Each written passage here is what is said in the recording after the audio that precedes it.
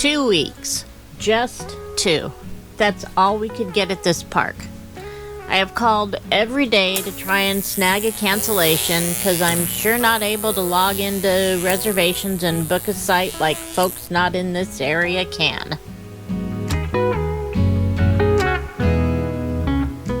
When we have to stay in an area for medical reasons, I'd rather not have to make so many frequent moves.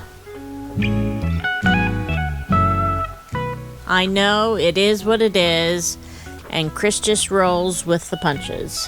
He's not been feeling so good the last few days, so Grizz's walks have been a tad bit shorter. There's always something new in RV life. Anxious to get outside and check his D-mail, he bustles around inside the rig while Shelley is putting out the slides and bringing out equipment that we'll need for this stay.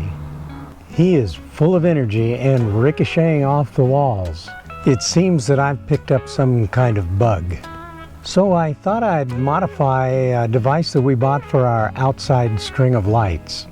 I went through the setup routine and you guessed it, for some reason it was a no-go. I just could not get that module to sync with our Wi-Fi.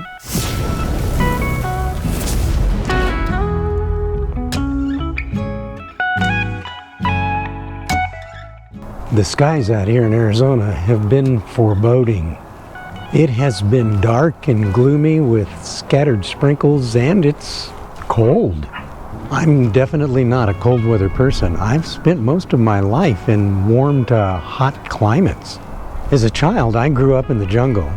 And then as our family moved when I was getting older, it was to a desert environment. I guess I can sum it up to an experience I had when I was little. My mom and dad thought it would be a lot of fun for my sister and I to ride on a cable tram up to the top of some really tall mountains. We were excited to check it out, and when we got to the top and the doors to that tram opened, it turned out to be a really rude awakening for me. We both toughed it out for about 5 minutes, and then we'd had enough and begged our parents to take us back down to a warmer environment. I have never cared much for the cold since. Another move day. Thanks to our inability to access our Thousand Trails reservation system,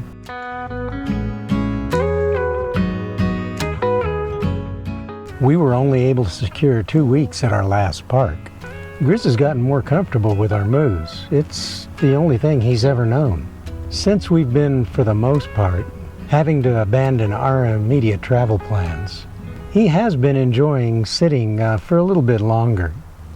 As we prep for the move, he follows Shelley around, just making sure that we don't forget anything. Sometimes commenting. Another 5.1 miles, that's 10 minutes of travel time, and we're at our new park. The park has been kind enough to give us our old site. It does make it a lot easier for a back-in for these spaces with our 42-foot long RV. Anxious to get outside and check his D-mail, he bustles around inside the rig while Shelley is putting out the slides and bringing out equipment that we'll need for this stay. When I come back in from doing the same to the outside of the rig, he is full of energy and ricocheting off the walls in hopes that we can get out and go on patrol. You know, reconnoiter the new area again. So, how'd we go? As soon as we get back, I think all three of us are going to hit the sack early and try again tomorrow. Sleep for me is kind of rough. It seems that I've picked up some kind of bug. You know, congestion, runny nose and eyes, and a complete lack of energy and aches all over. I usually don't like to complain, so I just kind of keep plugging along. But this has been kind of rough, especially when my lungs start to fill. During the day, it clears some, and I can get a little done. But with all else going on, it's just not easy at all. I'm trying to keep my distance from everyone, just hoping that no one else picks it up.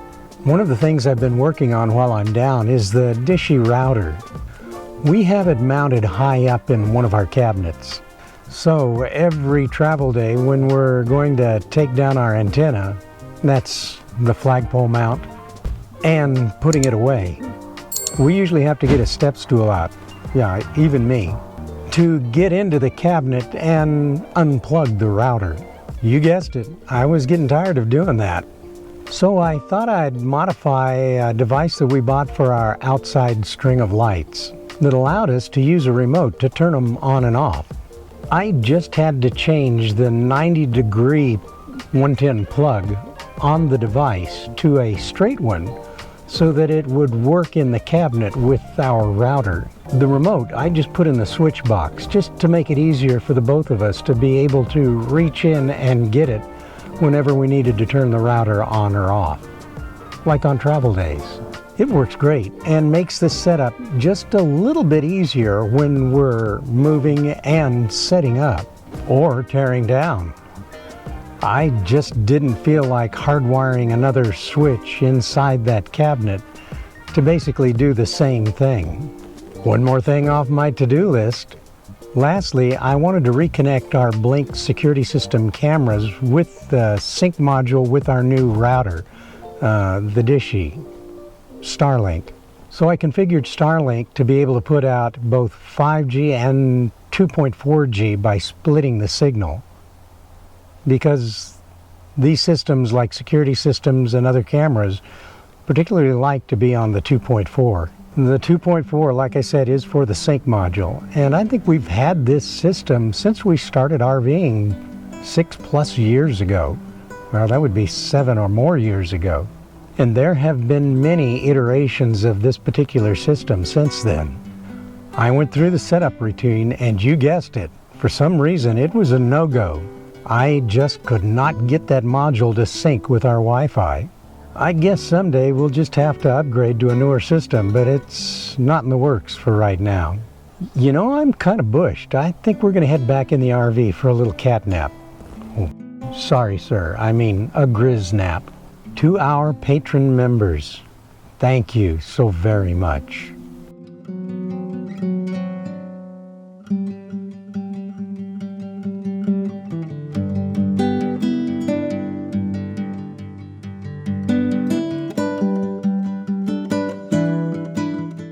To everyone else who has subscribed and even just watched our videos, we do appreciate you all. We would also be pretty appreciative if you would like and share our video with friends and family. Thank you so much for sharing your precious time with us every Sunday at 5 p.m. here on OLT. Please travel safe.